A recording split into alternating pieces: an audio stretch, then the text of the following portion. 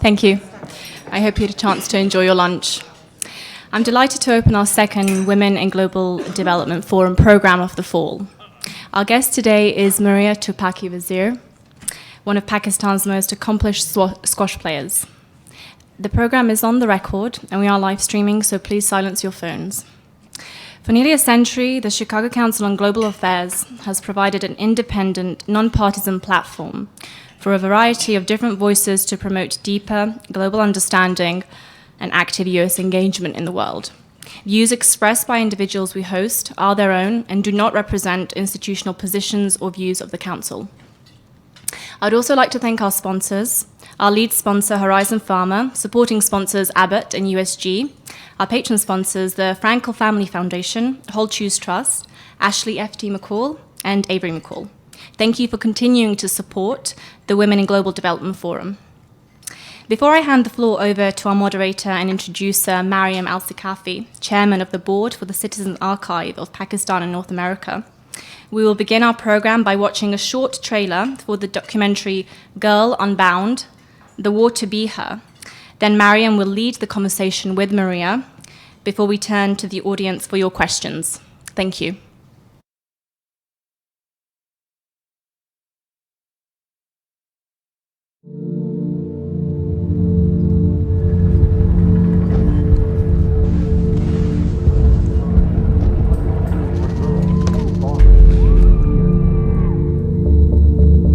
As Pakistan's #1 ranked women's squash player, Maria comes from South Waziristan, the home of the Taliban. Where I come from, the tribal areas, girls were not allowed to play sports.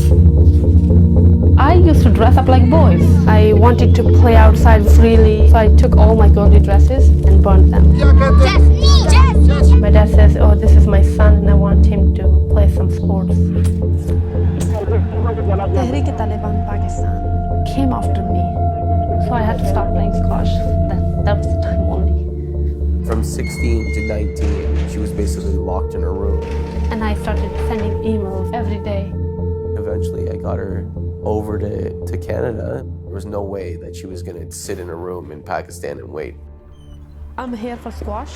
5, 6, 7.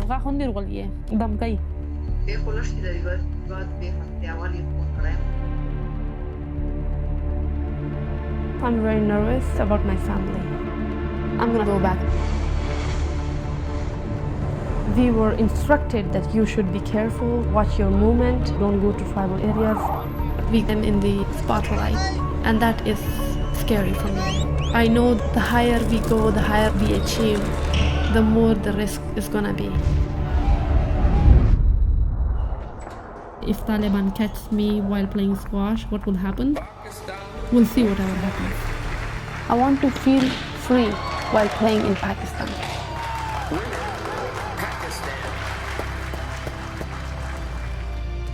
Our bravery is in educating women, respecting women, empowering women.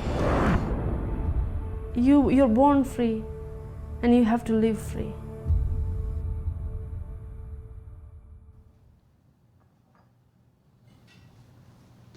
Thank you, everyone. It's always a difficult trailer to watch, as I was telling Maria. On behalf of the Council, I'd like to thank all of you for being here for this very special event with Maria Toorpakai Wazir. As a Pakistani, it always gives me so much joy to meet young women like her. Young women with courage and determination, with the will to overcome these deeply embedded societal constraints. Maria has been fearless in her commitment to her sport, and I believe she's a true change maker. She has the unique ability to rally both young girls and boys with her spirit and her sportsmanship. She hails from the South Waziristan region in Pakistan. It's an area of great beauty, great physical beauty, great people, a very rich history. It has unfortunately been ravaged by the Taliban over the last few decades. Refusing to allow centuries-old traditions to dictate her fate and her actions.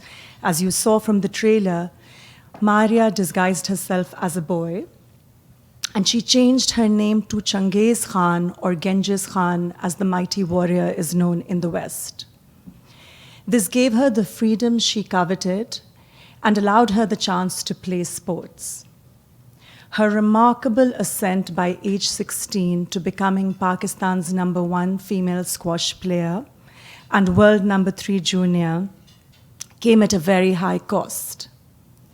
Despite awards and accolades at the highest levels, she and her family were continually targeted by the Taliban, who wanted to make an example out of them.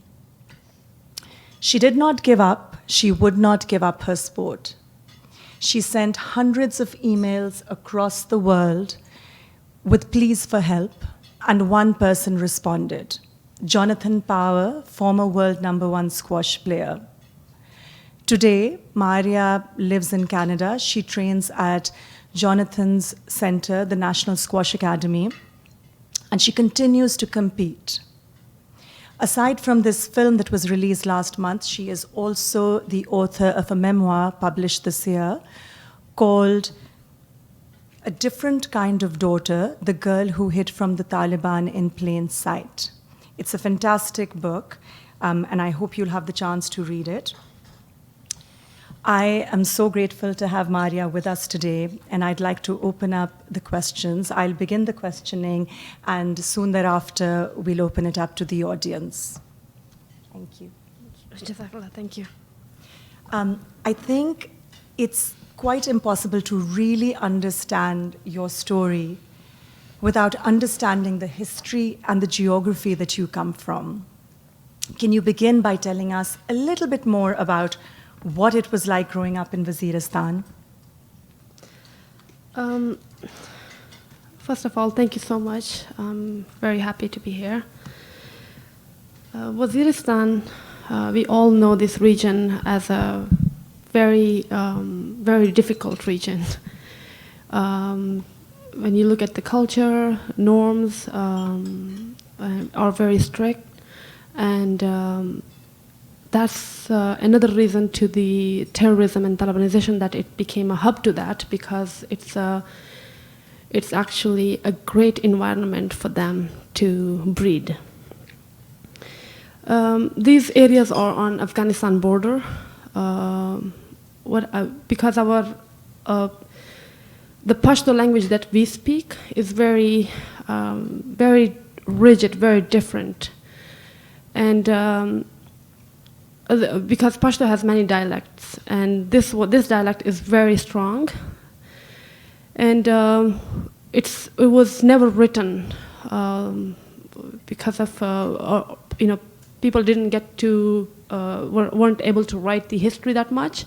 But as we heard from our from people around, that Wazir people, Waziristan, so Stan means the region and Wazir means the people, like I'm Wazir, and there are now more than 1 million people, and they're all, you can say they're all family, they're all same blood. And there were 3 brothers, Ahmad Wazir, Atman Wazir, and Laila Wazir. And we are on Afghanistan border, so Ahmad was residing in, he went to South Waziristan, where I come from. So I am Ahmad Zai. Ahmad Zai means the children of Ahmad. So we come from Ahmad. Atman Wazir, the another brother who was in North Waziristan, and his children are called Atman Zai. And the Laila Wazir are in Afghanistan. So we have very blood relation to Afghanistan too, and that's why it's very hard to seal that border, because we are same culture, same style, same way of living and language, and relationship. So Ahmad Zai Wazir also are they moved during British India time. Banu is the region which was the main town. So the tribal areas, FATA, which is called federally administered tribal regions, these are these contain of 6 FR and 7 agencies. Agencies are the actual tribal regions, which is very hard to access. The FRs are, like Banu is the region which is a small town. They have more facilities, government. At that time when Britishers came, their officers were in Banu area, but they could never access the actual tribal regions. It was really hard for them to fight them. They were not successful there. We had a really brutal wars with British officers, and they never won. It's because the culture contains of the culture. There is a code of life that we follow. The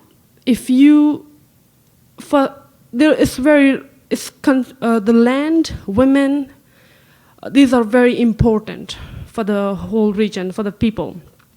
So they want to protect the land, they want to protect the families, women. So women are not allowed to go outside at all. They have to obey their families, the orders of the men. Men is all in all, whatever they decide. Women are given in marriages, in conflicts between families. Also, no matter how old you are, sometimes the marriage exchanges happen. 13 years old, 12 years old, 9 years old, sometimes it's like happening, or sometimes you're born and you're already arranged in marriage. Things like that. And education is considered as vulgarity, so they think if you educate women, they will escape from the family, they won't listen anymore, men would lose the power, all those things. And another thing is men wants to be in control in a way that they don't want to share any information with women at home, so they would be always very quiet, very serious when they come home. Even they don't spend that much time with their children either. Never. It's considered as like you're weak. And they don't allow any television, any radio, or any news or anything at home. They just think people will become westernized, or it's not good, it's very un-Islamic, all those things. Bringing knowledge to people, that kind of thing. They are a little bit about boys' education, but girls not at all. So that's how the region operates.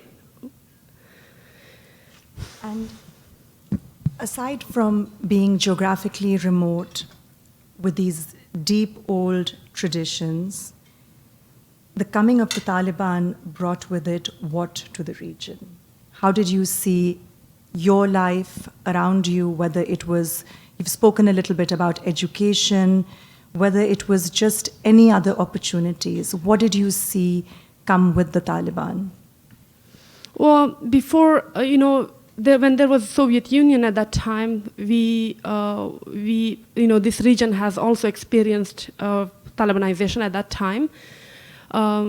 Because as I said, land is very important for our people, and home, so they will fight for that, they will die for that, that's the code of life. And they will also, so that kind of thing, they think Afghanistan is their land also, and this region is their land too, so they will always fight for that.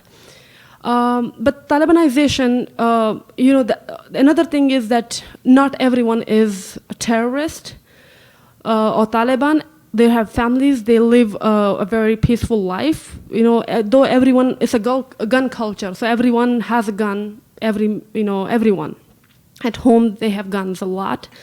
But the thing is that they don't want to, it's just to protect their family, and no one wants to get into fight. If, for example, if someone kills someone, it's going to be a huge bloodshed, because within families the conflict can go really brutal. So no one wants to dare killing each other. So in that sense, it stays very peaceful. But when it's outsider, everyone gets united and fight that. When it was Soviet Union, or it was US came to Afghanistan, so. It's really hard to know who is actually into Taliban group because no one shares the information with the families, with the women, anyone. As I said, not everyone is a Taliban. And the people, they look like Osama bin Laden. It's really hard to know who is and who is not. So that's why it's really hard for Pakistan army to attack anyone because they don't want to attack innocent person and everyone has a gun. So how do you know who is and who is not? So it's a very difficult situation in many ways. In this environment, Maria, with such complicated political, cultural, social factors, what was your family like? I think your story also would not be complete without the vision of your father. Can you share with our guests here, especially people who may not have read your book, a little bit about how unique your father was despite the fact that he came from exactly the same region and within the same construct? So my great-grandfather, his name was Bani Khan. He was second to King Amanullah in Afghanistan. Because my two grandfathers, from my mom's side and from my dad's side, they had a huge fight during British Indian times.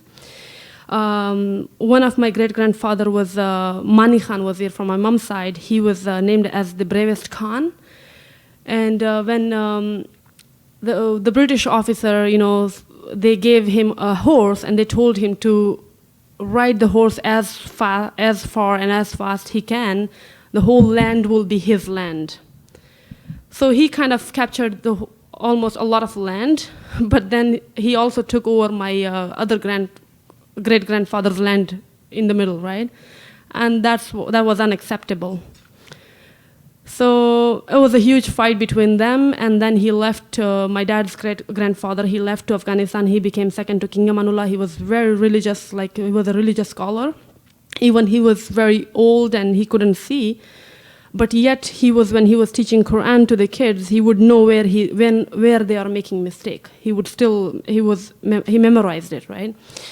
So it was a very religious family, my dad's family. They knew the importance of education, but for men, not for women.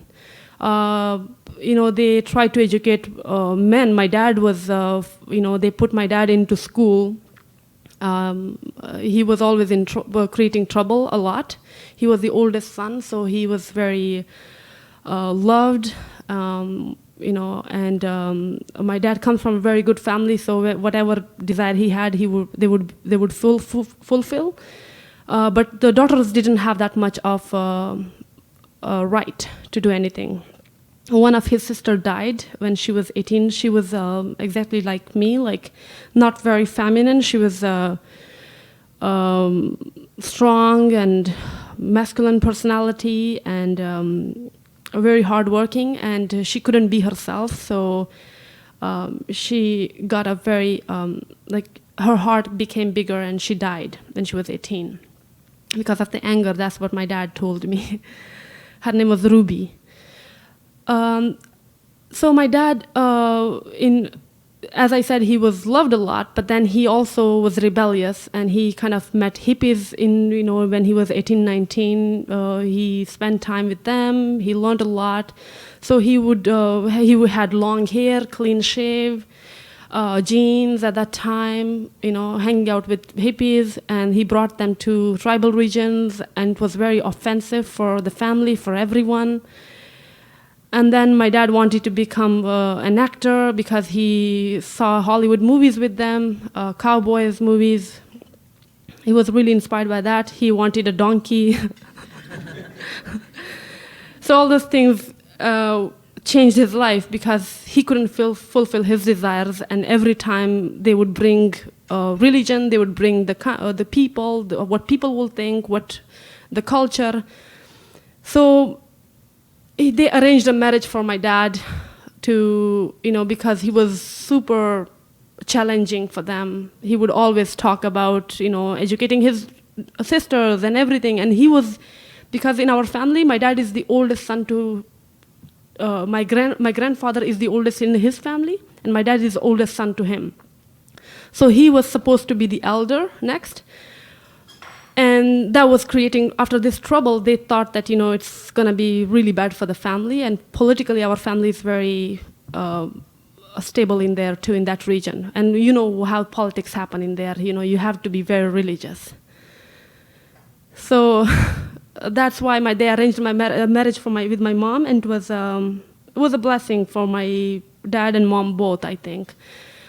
Even though they wanted to bring the families together, the fight that we had for years, and it just solved that thing. But my mom wasn't happy because she had a desire for education. She was the only one in her family.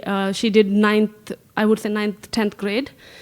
And then she got married, and then my dad actually told her to not wear burqa, and she doesn't have to, and you can wear jeans jackets, and that was the gift he gave to her. And you won't believe that he took her to a cinema for a movie, all men, and my mom and dad, watching a movie. So it was like that. So it was a lot of struggle for my dad. He left the family. We are not with our grandparents. I never met them or my cousins. It's just because they think different, but they tried to kill my dad because of the dishonor that he brought to the family and the uncles and the cousins. So what happens when you do something in the family, they have every right to kill you, not anyone else. So it happens like this. They have every right to punish the girl. No one can say anything, no, not a word. That's why if a girl is killed in honor killing and all those things, no one else has the right to interfere in those family things. And my dad, they put my dad in jail, to mental jail. It's he jumped from there after some time, and he broke his jaw, leg. And he came to escape with my mom, and then he never went back to his family. But it was a lot of struggle for him. He actually hid us in tribal areas in Waziristan. More than half of my family is in Banu area, because when the Britishers were there, they all came for challenging and better opportunities too. But the half families in Waziristan. My great-grandfather's tomb is in South Waziristan. So we moved there to escape from them, my dad, and we were born there. So it's my dad actually came to do an election against his own grandfather, his great-uncle. Yeah, his great-uncle. He did an election against him, and without any money, without any power, but actually they declared him mentally sick, so everybody just made fun of him and everything. So one day he was in the middle of the market, and he started doing a speech to people, and they were starting making fun of him, no one listening. Then there was a graveyard on the other side. He turned his face and he started started speech to the dead people. And everybody was started listening. They came together, and a lot of people surrounded. And my dad was after he finished his speech, he was saying that you're dead people, but I know you're not dead people. You're listening to me. These are dead people, and people are listening. And at the end, my dad says, at least you heard, because that's all I wanted. So he was a revolutionary man. He does poetry. He would do wall chalking all over tribal areas. A very revolutionary poetry. I don't have it, but he has it, right? And he found a local singer and made him sing his poetry and gave those cassettes to local public buses so they can. It was his campaign for his elder to become an elder, because they started disowning him, and he lost it. by a few votes, but then he saw hope in his, he saw Aisha, my sister, a very good debater. He saw that quality, and then he started teaching her, spending time with her. He didn't have any friends, anyone. All he had us, and he always thought that people, how come you spend time on a rooster or on a quail, and you train them whole day, they train them like this, and then they make them fight. Why don't you spend your time with your children? And that's what my dad said. He started spending time with us, and Aisha was the first one. I used to play with my younger brothers. I was not into that, studies and stuff at that time. So that's all, yeah. I love reading about what your father did, and we'll get back to talking about your mother a little bit. But please tell us a little bit more about Aisha. I think it's fair to say you're not the only outlier in the family. I think we must speak a little bit about Aisha because she's exceptional. So Aisha had this quality of like a debater. So when she was young, my dad bought a few books this big, few about religion, few about Prophet Muhammad, and general knowledge. And when she learned about United Nations, that how they do things, she right away told my dad she wants to become a Secretary General of United Nations in future. So she was a best debater by age 9. My dad would, he didn't have money. Sometimes he borrowed, sometimes, like he would sell things, but he would just try to take her everywhere. Or even in the middle of, when there's 2 different schools, boys' schools, she would stand in the middle in tribal areas. And she would do a speech. She would do, there would be elders, he would just push her in the middle, and she would do a speech all about, those different issues, the child labor, environmental pollution, population, women rights, child abuse, and all those child labor, all those things. And by age 9, she was actually, by age 13, she was also a newscaster on a national television, PTV, Pakistan television. She was a newscaster at age 13. For 2 years, she did that. She was also writing articles for the national newspaper, the News International. She was also became the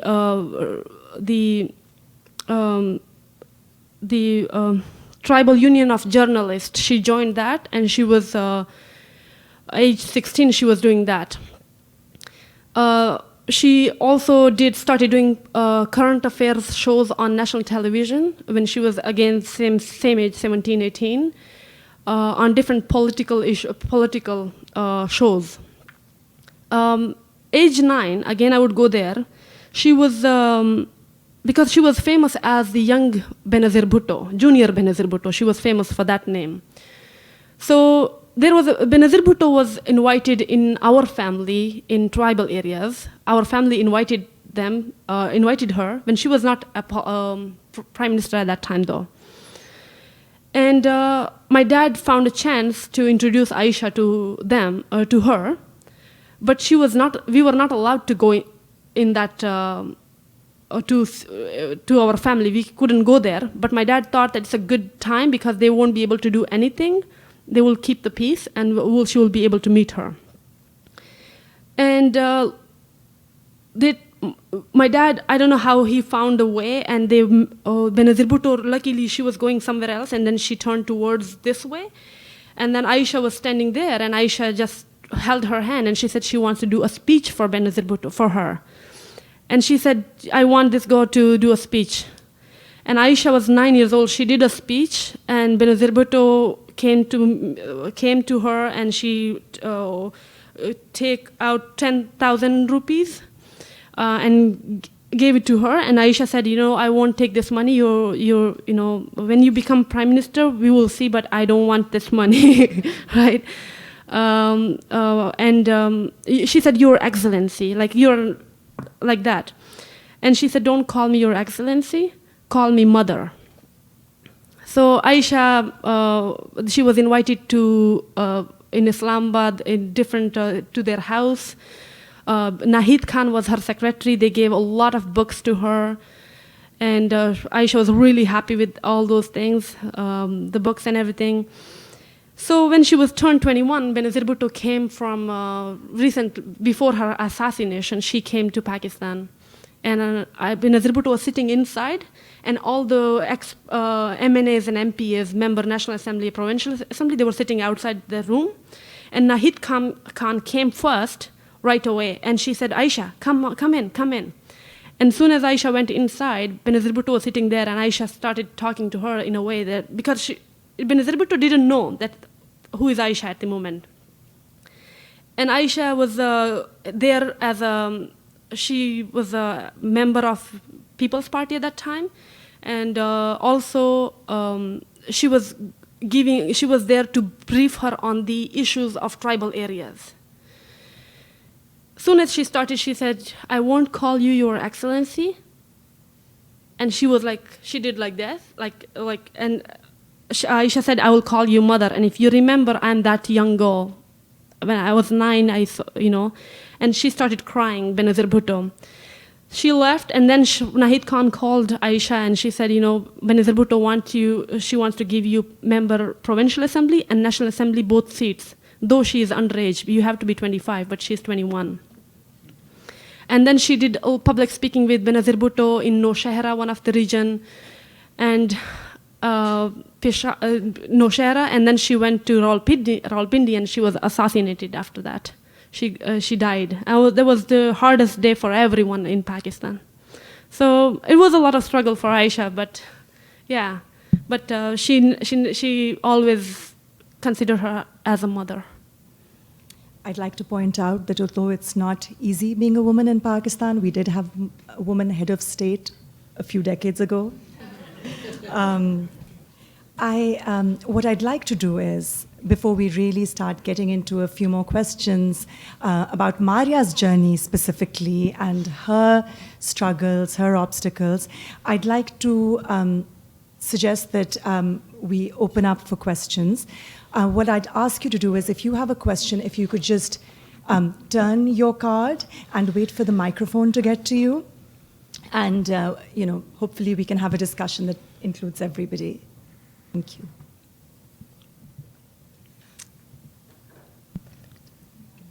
If you wait for the mic. Then That was really lovely hearing your story, and your father sounds just amazing.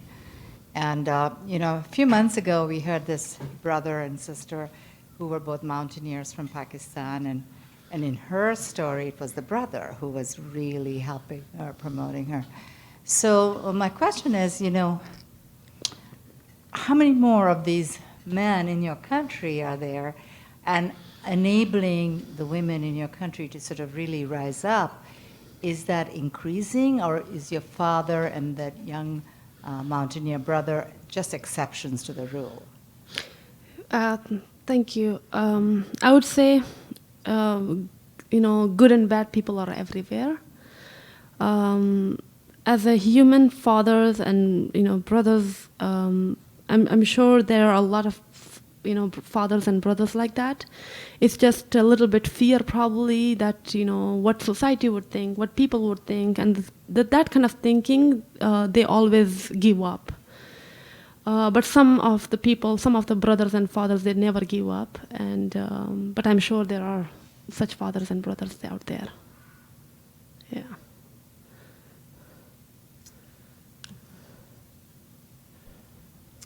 Thank you for your remarkable story and for your courage. I'm wondering, how did you get interested in squash? And whose idea was it to have you hide as a boy? As a boy, it was my idea. Well, I was age 4.5. That at that time, I was not really wanted to be like girls, because it's just I could see a lot of freedom in boys' life. And there was so much fun. They would play marbles, they would football, they would just wrestle and kites and run outside. But girls, I would always see sitting, at home and with the younger brothers. It was just so boring. And I couldn't just play with them. I just wanted to play with boys there. So with those kind of dresses, they would always push you away, and then you can't just be part of them. So I thought maybe it's the clothing style, and the hairstyle. So I took off all my dresses when my parents were not home that day, and then I burned them all in the backyard. And I took the scissor out from my mom's sewing machine and cut it I tried. And then my dad saw me. He came and he saw me. And my mom is like, what did you do? And my dad, he smiled and he said, they knew that I kept telling them for a while a little bit, but they didn't pay attention. So that's what I did. And then he realized and he said, you know what, you're going to be Genghis Khan now. And then he gave me name, and from that time, me and my brother, they would always buy the same clothes and same style clothes. And my dad would take me and my brother to barber, cut the hair. So it was fun. Yeah. Oh, squash, sorry. In Peshawar area, when we moved to Peshawar city from tribal areas, there I had a huge fight with some guy. They beat my twin brothers, and it was not really acceptable for me because they were, I raised them from young age. As I said, Aisha and my older brother, they will be studying, and I was looking after my brothers. So they're like children, and it just made me really upset. So I went outside, and I told my older brother to come with me. And he refused to fight, so I said, I'm going alone. So I started beating that guy. And then a lot of crowd came in the middle, and I even got hit with a brick in my head here. And it was all blood all over me, but I was still on top of him and punching. So my dad dragged me home. And I was really aggressive. So I got stitches, and then my dad was really worried what to do with me. Every time, in our house, my sister and my older brother, they both used to scare of me too. So my dad was always worried about me. He would put me in things that can keep my anger down. So chopping woods, filling the water, bringing the water. Sweeping the floor was more like a squash, So it was like that. He would make me work. But then he realized that if he stopped me from going out and tell me that, it's not safer anymore. I'm 12 now. I'm becoming more like a girl, and it's going to be hard. And he was really worried. And then he said, you know what? Let's go tomorrow. I heard there is some stadium and people play sports. Let's find out. And he took me there the next day, and that was his idea, to put me in sports, because he just couldn't. If he stopped me at home, I don't know because I'm not very into school that much, into books. Every time I see a book, sleep. But I am very practical, so I can do practical stuff a lot, art or things like that, or maths, things like that. So he realized that it would be really hard, and I gain weight very quickly, so I'll be huge and angry and all those. It's gonna be very trouble, right? And he was worried that I was different, so who's gonna marry me? I'm very different. It's just it was really hard for him. So then he thought a little bit that I'm abnormal. But then he put me in sports, and the first sport was weightlifting. And that's, I played a boys championship. I went to Lahore, and I got a position in that one, in boys tournament, with the name of Genghis Khan. They didn't know. And then I liked squash, because you hear squash a lot in Peshawar. It's a big sport in Pakistan, second biggest sport. And then, I told my dad I want to play squash. I couldn't see any more challenges in weightlifting either, but in squash it was fun to see those beautiful courts, rackets, and yeah. So I asked him, and he was really happy with that decision. He realized that, because with weightlifting I started walking like really strong and leading the boys groups, and it didn't help his idea. So with squash it actually helped, because my anger would go on the wall rather than fighting. Yeah. Do you want to tell us a little bit about how you started competing in squash, how you got to the academy in Pakistan first? Yeah, the first academy, so my dad took me there to it was called Hashim Khan Squash Academy. It was run by Pakistan Air Force. And the director academy, first my dad always thought to introduce me as Genghis Khan, but it didn't work, because they asked for the birth certificate. So he had to tell them that I'm his daughter. So the academy director, Wing Commander Parvez Sayed Mir, he was really, really good person. And he said, I'm so happy that a girl is playing finally. And my dad felt relieved at that time, and he was happy. And then he gave me a squash racket with Jonathan Power signature, and I still have it though.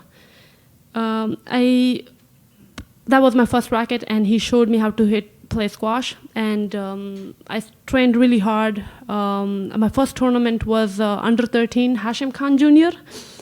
Everybody got freaked out. They thought I'm a boy, and nobody wanted to put me in a girls' draw under 13.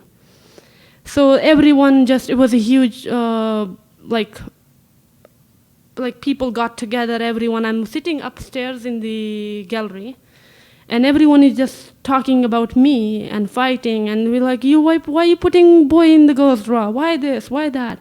And I'm from the top, I shouted, I'm like, I want to play with the boys, that don't matter. So he, the wing commander sent the birth certificates and everything, so they finally put me in there. And every time I had a really strong serve because of weightlifting. I was really strong already. So when I serve, none of those girls can pick up that, return the serve. So I won the under 13 championship. And every time I had to stay with the girls for the first time. It was really difficult. It was very different. I didn't know how to talk to them. I didn't know they were different. And they would also look at me like I was a little scary, and if I sleep, they would all surround by my bed and looking at me, staring at me. So, but the older girls actually taught me how to be a girl a little bit, all different things. And I won that championship. I got 1,400 rupees, and and I gave it to my mom. So I started competing in tournaments. I would travel alone to different tournaments in boys' clothes. Sometimes I would arrive at night, middle of night, 3 a.m., 2 a.m. And I would wait in front of the squash courts gate. And there will be no one, like stray dogs, cats will be there, but no one else. And just waiting till the morning prayer, so everyone starts coming out, and then I can go into the squash court. And I would always ask my mom that, give me one-way ticket. And because they didn't have that much money, so I would ask them one-way ticket and a few hundred rupees for my food. So I will win the tournament and come back. It was always like that. And never asked them for I had one racket that won, and then my squash shoes, my dad bought me secondhand shoes. So I used to repair them all the time. And the squash balls, I never asked them for squash balls. I used to put the grip of some cloth on the racket, and the squash balls were, all the guys play, and the bad balls, the torn balls, they would throw them outside. I'll collect them and I'll glue them and play them for hours. Like, you cannot hit them hard, but you just play slow, right? So I started winning tournaments. Wonderful. Natalie. In your opinion, how would you say girls feel hope and empowered under the Taliban rule? Well, Pakistan is, Pakistan army is very strong. And another thing is Pakistani, you see in Lahore, in Karachi, though women have different problems in different regions of Pakistan, women go through a lot of resistance, no matter where you come from in Pakistan. But somewhere it's a lot, somewhere you are unable to do anything. So the tribal areas are fully under the control of Taliban. But the thing is, at the moment there is war operation going on, army operation. So at the moment our people are in camps, in refugee camps, I would say. Like they are displaced from their own region. And another thing is that, people have to realize that girls, how much it is important for girls to be educated, to be skillful. Because of this war, we have to tell them, because I have seen a few girls. One of the girls came from Swat area to our house, and she was with her mother. And she said, her mother said, "This is your daughter," to my family, to my dad. "This is your daughter, and I cannot look after her.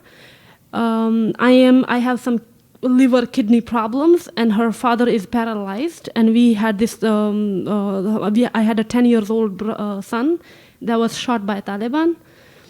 So this is your daughter." And we were like, "Well, what do you mean?" She said, "I cannot arrange a marriage for her, and I don't know what to do. I will die any day, any time."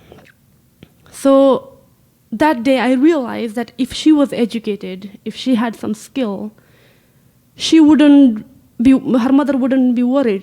She would not be worried. And that's happening, though we helped them arrange marriage, not arrange marriage, but with the financial side, we helped them. But the thing is that how many girls are like that, whose brothers die, whose parents die, they are left out alone, they don't have education, they don't have any skills. What happens? They are human trafficking, they're forced into those kind of things, into prostitution, or, there's no other way, what to do, or begging. Or even they work in other people's houses, how secure you are from men, because it's not safe. My dad he would always tell us to stay in the middle of a crowded area, don't go into someone's house, don't go with someone's friends, don't go into someone's office or shop. Why? Because it's not safe. It's not safe. So another aspect of the women, they are kept at home because men know how other men are. And they cover up those things, their fears with the religion. But it's not the religion, it's their own fear. They don't want to say that, yes, men would disrespect them or attack them. Things like that. So that's another. But I see a lot of change too, because people are tired of war in the tribal areas. You see a lot of difference in the other cities like Karachi and Lahore. They're still more progressive. But you see in these regions, the villages and all those, we need to help them as much as we can, the facilities, and because there is no facility, no schools and nothing like that. And even the first thing I'm doing at the moment is building a hospital very close to tribal areas, because the people are now displaced, especially women and children are so vulnerable. So for all that reason, first thing came to my mind was hospitals. No one needs a school or a sports facility at the moment until they're healthy. Can you talk a bit more about your foundation? Maria Toorpakai Foundation, and what projects you're doing in Pakistan now? Well, the first thing, it's very new. The things that I have been doing is, it was like I do it. The foundation stands for, sports and education, and I want the kids to experience life the way I experienced. I was educated at home. I've never been to school though. My mom, dad, they educated us at home, and then sports gave me an experience to use my education practically and learn and travel and meet people, and it just transformed my life. Like as a human, I'm very different, and I have more confidence. And I think sports educations and skills are today very important for our region, especially girls, and that's what it all stands for. And there is another program that's called Urban Squash, which is very famous in this, in US. And I was yesterday with the Metro Squash Gala, Metro Squash kids. So that kind of program, first thing I really want to introduce that one too in Pakistan.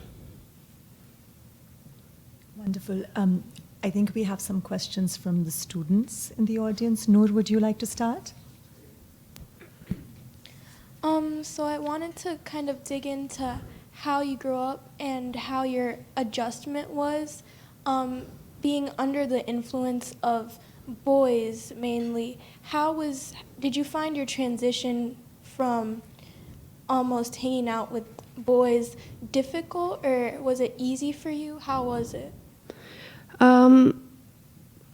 It was a lot of learning to be one of those boys, or to have that kind of mentality that I'm one of them, and then you have to learn about all those girls and yourself. And it was a lot of it was very confusing for me in the beginning, but I was not comfortable with all those things. But a lot of my squash players that are now my friends from Pakistan, they helped me a lot how to do things. But now I'm very comfortable with myself, even though I won't say that I'm very feminine, but yet I'm very comfortable the way I am, and the way I do things. Like, it's just I operate as a human, not as one gender or the other. Anwar, would you like to? So your story is very inspiring to me and other young girls in Pakistan. And I know from my own knowledge that Pakistan is primarily Islamic. There's a lot of Muslims.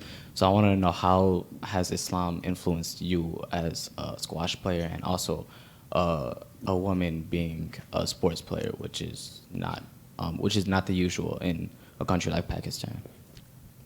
I would say my dad, he definitely gave us the basic, like religion stuff, like surahs. He used to recite surahs like a song with a tone, right?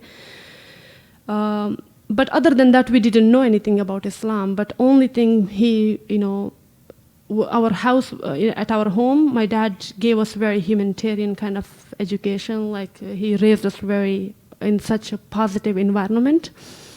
And later on, when I was going through all that, what my dad teach me and what the society does, it was very interesting and not comfortable but my dad, with the time, he also told us, this is how society works, but you have to go do the opposite of it. Because in Quran, Luqman Hakim, it's not said that he's a prophet, but his name is there, and he was a very wise man. And some people asked him that, who did you learn wisdom from? And he would say, I do the things opposite to the people to the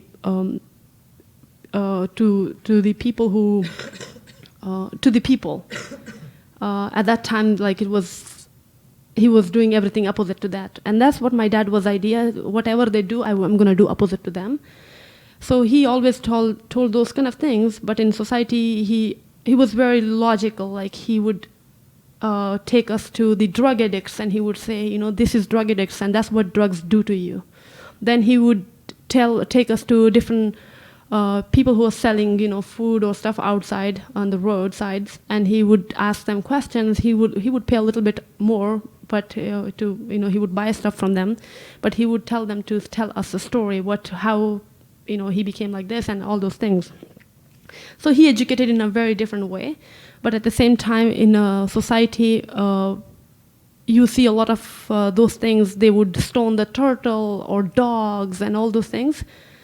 So it was very triggering for me. And then with squash, I became very close to God too, to myself, especially in those hard times when I was not accepted and humiliated on every step, harassed, and I just didn't know what to do and where do I fit, whether in girls or boys or who I am. I didn't know anymore.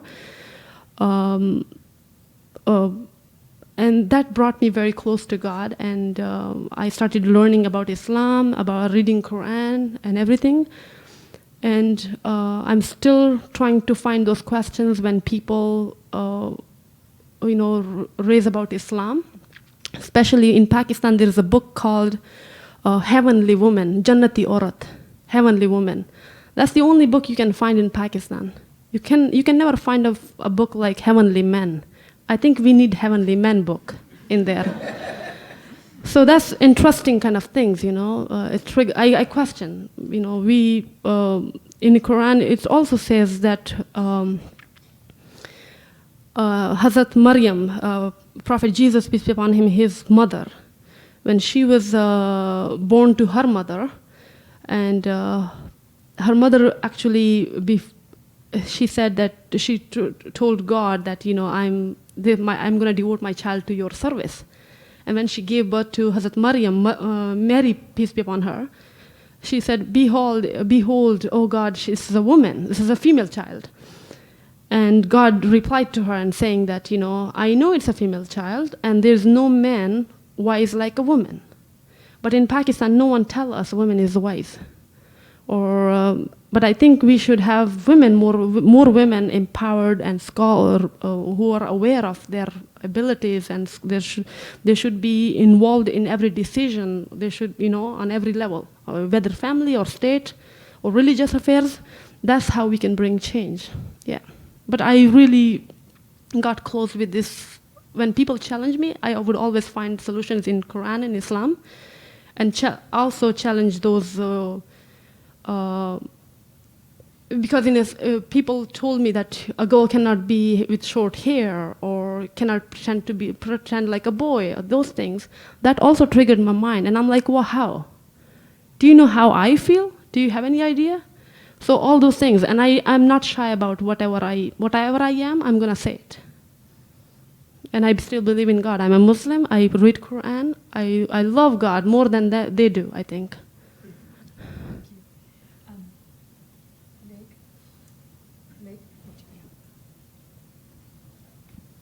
So beside every great man is a great woman, and I would love to hear more about your mom and your relationship with her.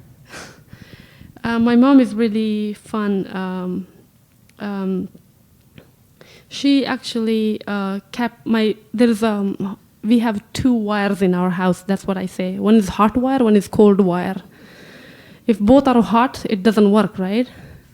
So my dad is a hot wire, my mom is a cold wire, and every time she keeps the cool, calm everyone, and she's a perfect balance. Whenever I'm very stressed and anything, I would go to my mom, and she would always talk about women from the village, eggs, vegetables, cooking, fun stuff. So she's sweet. And another thing is that I remember when, she was also in the same struggle that my dad was going through. Without her, I think it would be very hard for him. She was looking after us. She educated us at home. She was also learning all those things by herself. My dad would go and ask people how to do this, how to give these examinations, what kind of preparation you need. And then he would buy the different books and articles, and he would bring it home, and then she would try her best to, look at the dictionary and trying to, and then she was the one who started writing speeches for my sister Aisha. in English. Like she has a really, she's really good, and she was the one writing speeches for her. Also, she is she has a master's, bachelor's, MPhil, no, not MPhil, MAd. There's another examination. She has done CSS examination, though she came second in that.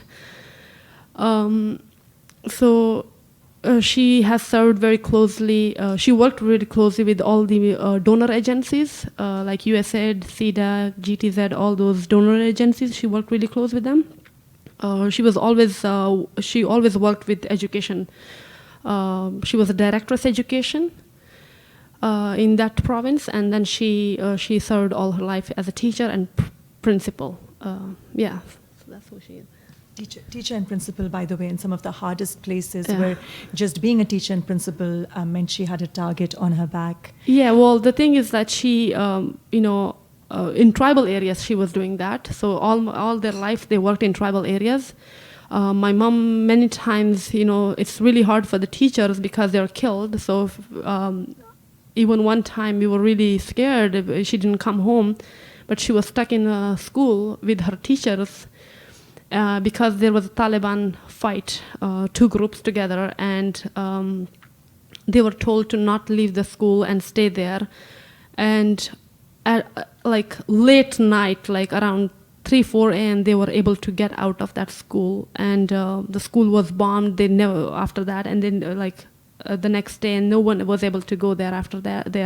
Then she got transferred into another school.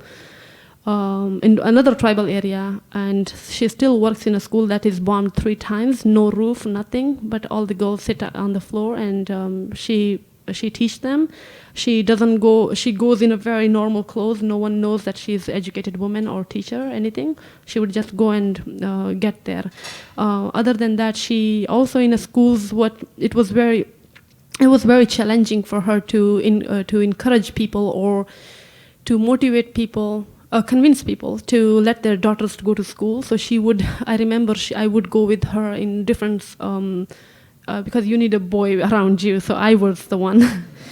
So she would take me with her to different villages. She would go from house to house, ask the parents, because she was the principal there, and she would ask them to let their daughters go and to let their daughters to come to the school. She would give them best environment, best respectable environment. They're like daughters to her, and my mom, the way she speaks and the language is like everybody just wants. They love her, and everybody just started letting their daughters go to the school. One incident changed in that area. I would tell you this story about that school. When we moved from that region, from Daradam Khel to Peshawar at that time, that was because our house was attacked and stoned.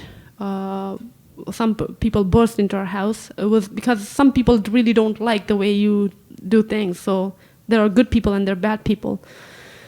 So we moved from there, and after some time, some girls came from that school, the families. They visited us in Peshawar. And their 2 brothers were killed by Taliban. And 2 brothers escaped from there. So they were telling us this story to my mom, do you remember this girl? And their first daughter was escaped with someone. And she was telling the story. And they used to be in my mom's school, in that school. So the older daughter, she loved someone. She went with someone. They found her back. They brought her back. And luckily the cousin said that, I want to marry her, so don't kill her, things like that. So she got married, luckily she got married with that cousin. But the other daughter, she fell in love with the school, the driver that used to take them to the school, because one vehicle that used to take many girls from that region. So everyone blamed everything on that school because of the education. The girls are doing that. So the girl was found in Karachi. She was brought back. That's what she was saying, that she is locked in the house now, and they're going crazy now because they have no honor left. The father is just don't know what to do. So they were someone suggesting to kill her, shoot her. Someone suggesting to throw her in acid drum. So this is the story. Like after that, school stopped. It was again it was just those kind of things that they always blame on schools and education. But my mom tried her best, and it was great times at that time. Yeah, a lot of girls started coming to school, playing sports too at the same time inside the school. Thank you. And we have time for one last question. Anne, would you? Thank you so much for your story. It's really very inspiring. You had mentioned before that you were very angry, and I don't want to presume it's from oppression. No. Okay. It is not. No. I'm sorry? No, it's not. Okay. No. But there must be a lot of women that are angry from oppression in your country. And I was just kind of wondering, do you see any practical path out of that oppression for women? What do you believe the future is for the women? Is it better? Is it going to get worse? What do you believe? The thing is that yes, I definitely will try my best as much as I can, and I'm sure there are a lot of other women who have the position to help those other women, and that's how the chain goes. But other than that, we need progressive parents, fathers especially, and brothers. That's very important, and change their mentality, because their fear, as I said, they give up. They can't fight the resistance. I know it takes a lot out of you, but it's very important because as a human, girls are no less than men.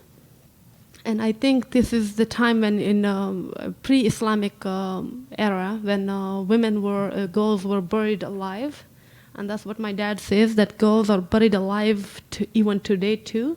But how they do it is not by giving them education. That's how they bury them alive.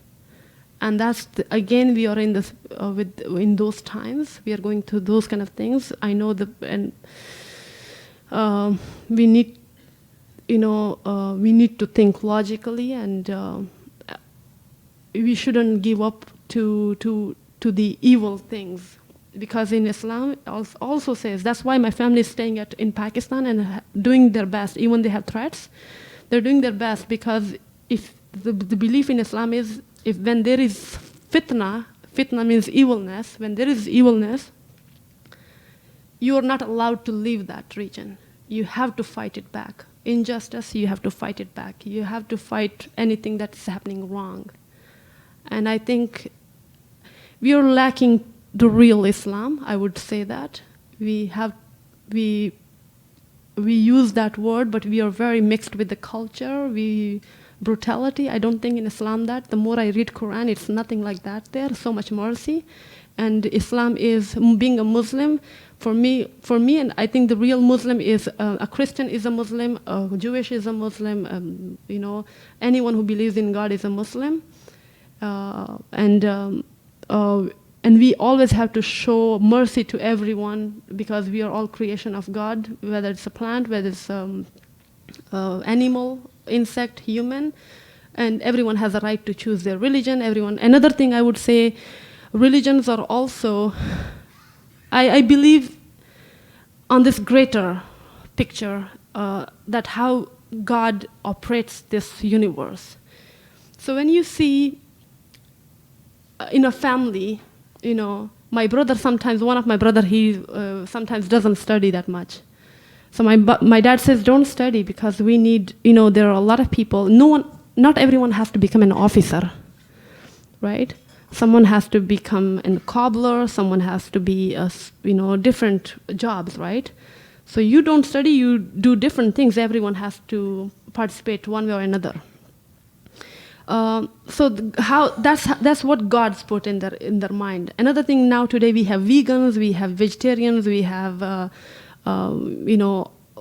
different religions have different beliefs. Some people believe in snakes, some in monkeys. So some in cows, some in trees. So that's how God preserves the environment. Some people, I don't eat pork as a human, as a Muslim. My Christian friends love pork. My Jewish friends don't. My Hindu friends are vegetarians. Buddhists are vegetarians. So it's God that puts in your mind that way. And no one is better than one or another, you know. We are all contributing to this balance, and that's how the world works. If everyone starts eating cow, there will be no cow left, and then we have to eat pork. Right? So that's how. So I think I wish our men become a little smarter and start thinking about those things logically. And women are, to keep the balance, we have to educate, and we need women's participation on equal basis. Thank you, Maria. Thank you for being an exemplary role model for all of us and our children. Thank you, everyone. Thank you. If you have any...